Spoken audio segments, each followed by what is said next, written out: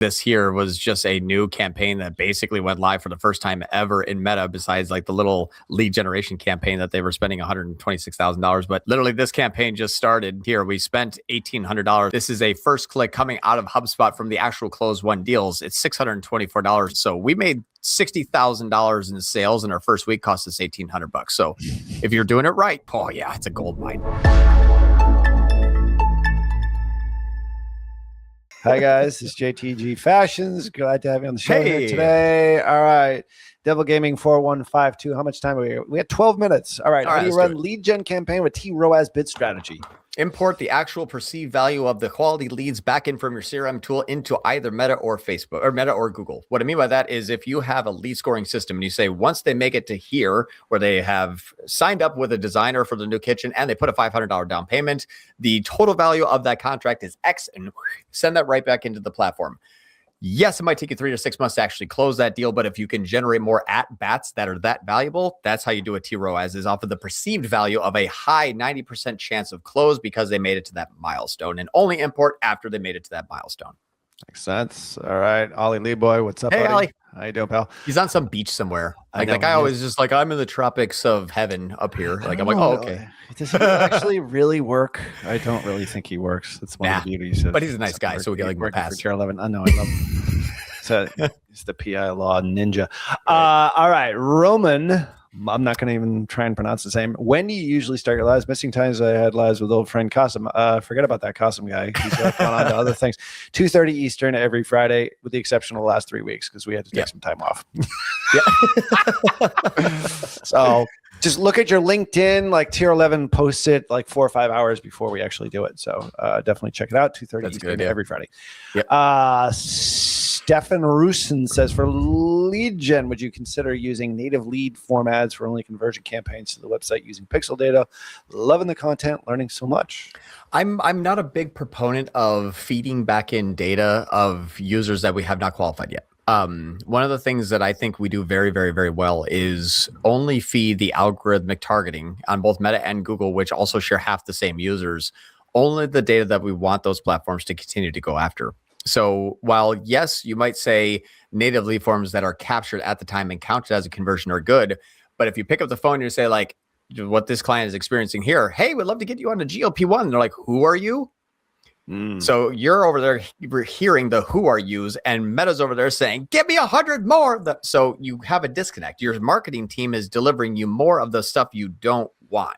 And you can't stop that because your marketing team's a robot. So how do you tell the robot? Stop getting those. How do you do that? Import the good ones. Yeah, makes sense. All right, we got Roman. We've got some names I can't pronounce here today. I'm just going to say Roman. John Boyardee. John Boyardee. That's it. John, if you want to start Google Ads agency from scratch with really good portfolio, how would you attract more clients? Any recommendations? YouTube channel, LinkedIn, organic, or paid ads? I would say stay the hell out of the agency space. It's way hard. One honestly thing, like the thing that I did is work for free and build case studies. That's all I did. That's exactly right. I mean, if you can prove that you're good, it's worth much more money than trying to charge someone to show them that you're good. Yeah. That my first client, I charged $100 a month just because he was a friend of mine. I was like, I'm just going to charge you just so it's transactional, so you're not getting something for free. Literally, it sucked, but you got to start somewhere. And because it's like you can't fake it till you make it, because no one's going to allow you to make it. So one of the things I would say is also, when you start a Google Ads agency and you're going to attract more clients, if you show them in-platform metrics, people like me publicly make fun of that. Yeah. So you have to show how the business grew. That's the only thing that actually matters. In-platform metrics trick idiots. Business growth attracts high-spend clients. So just know the difference between the two. Wait a second. That's what Tier 11 does. You can't give that one away. Jay's Moore doing lead gen for personal injury attorneys. Great. Awesome space. We do a ton of that. It's broken up by state. How would I go about breaking up the campaigns on Meta? And love the show. Yeah, absolutely. So you could absolutely do a very similar effect with cloning campaigns, just separated out by geography. I will do this here just as a quick example. But if you look at this screenshot here that I can pull up on the screen, because this is now, this is all white labeled. So this is a client that we're spending a good amount of money on. This is about like a monthly ad spend. I think of like, there's got 186K here, 97K, 130K. You'll see, tier 11, tier 11, tier 11. You got your Thousand Oaks, Philly, Chicago. You got Arizona, New York, LA. Separate them out by geography. Totally fine. Because you're not going to overlap in campaigns or messaging if they're not even in the same location. So you can absolutely separate them out by geography and be totally good. Yeah. And no targeting, of course. Of course, yeah, because Meta's going to be better at that than you are.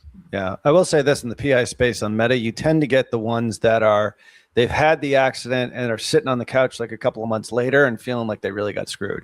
Yeah. It's usually the ones that are in the, like at the car accident site or whatever the site is. It depends on what kind of PI law they're doing, but there are slightly different demographics for different types of clients for PI law firms based upon Google versus Meta. So all depends on what type of law they're actually practicing. Yeah. And if you're in Arizona or something like that, you can even say like, got in an accident, sucks, bro. If you're in New England, it's like, did you get in a wicked car accident? Like, you can even do things like that. I'm using bad examples, but you can speak their vernacular. Yeah.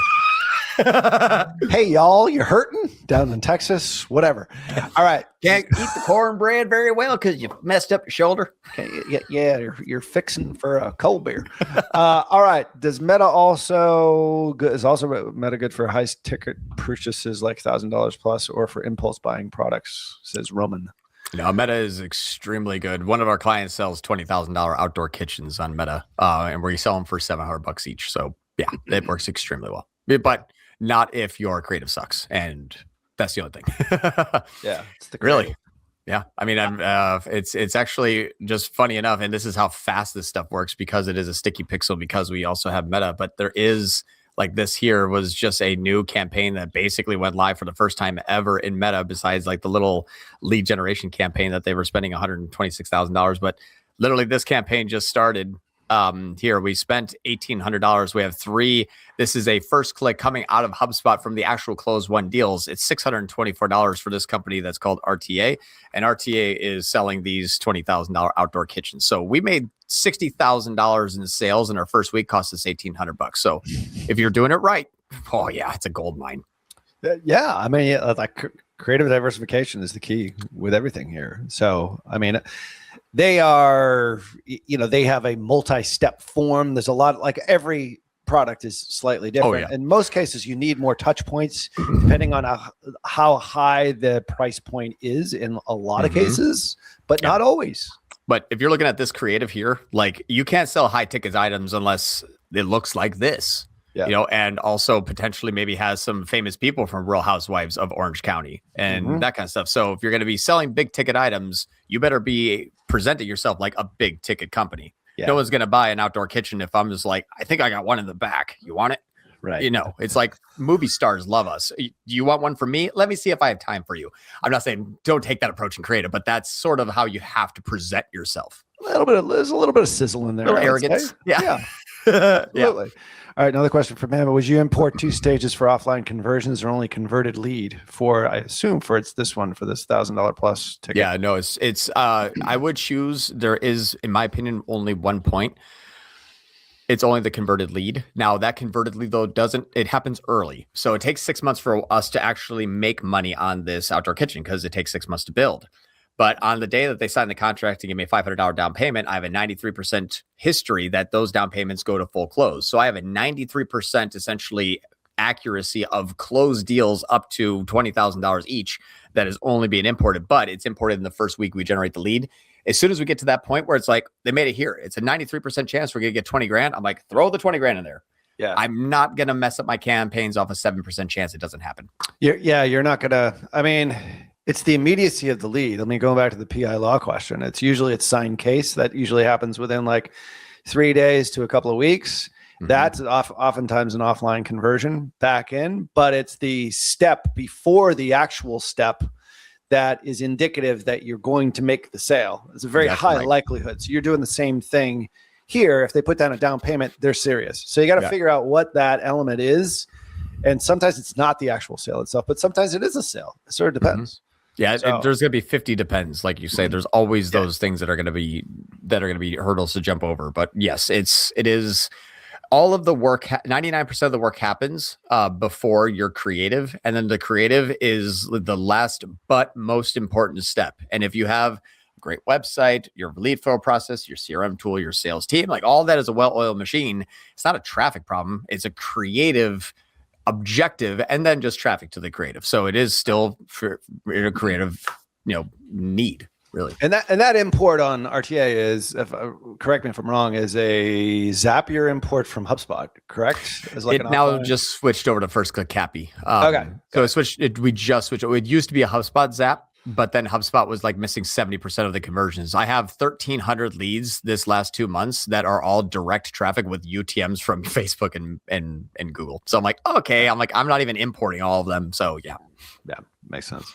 All right. Does Meta have the same functionality for offline conversions like Google has with FB Click ID? Yeah, import from clicks. Oh, so Meta has Cappy imports, and then Google has the Gclid, Gbraid, and Wbraid. But yes, one's called Cappy Conversion API. The other one's just import from clicks. Okay. Thanks for answers. And lots of, he's blowing you lots of kisses. Or she or he. I'm not quite sure. I can't see the image because my glasses aren't good enough. I don't see gender or color. That's right. They, them, whatever it is. Everybody wants to learn about this stuff. Jay has another question here. Super interesting. If you're building out the lead gen strategy, would you go more for Google, YouTube, and use Meta as a secondary platform? He asked the question about PI law. Yeah, I would still use Meta as a primary platform, and I would use Google and YouTube as a secondary. Only reason why Meta is very inexpensive prospecting and awareness. You can even use traffic campaigns if you're in a small geography. They don't really get spammed by bots because it's small. But your Google is where you're going to have probably 30% of your spend, but that spend is going to be very high CPC. So if it's like accident, injury, attorney near me, you're paying $1,000 a click sometimes. Yeah. How much budget can you put in there if you got 10 chances and nothing comes out of it? So you do need to play a little bit of like, I do want really high, good quality, but maybe not all of it because that's really expensive. But I do need, the bus stop, the billboard, and the actual bus, like every other attorney does here, where it's like Lerner and Rowe is the way to go. Call 97719. Oh, I listened to that for 20 years. I know that number by heart. If I've ever in an accident, I'm calling Lerner and Rowe. Yeah, that's the effect that Meta has, though. Yeah, you need both. And Ollie Leeboy, you really should be bidding on truck accident attorney. There you go. Michigan, by the way. I don't know what you were thinking on that one. Little joke between him and me. I do have time for like one more. I'm so sorry. All right. Well, actually, Roman's the straightest man in the world. There you go. That's all right. We got one last one here. We can get in. That's great.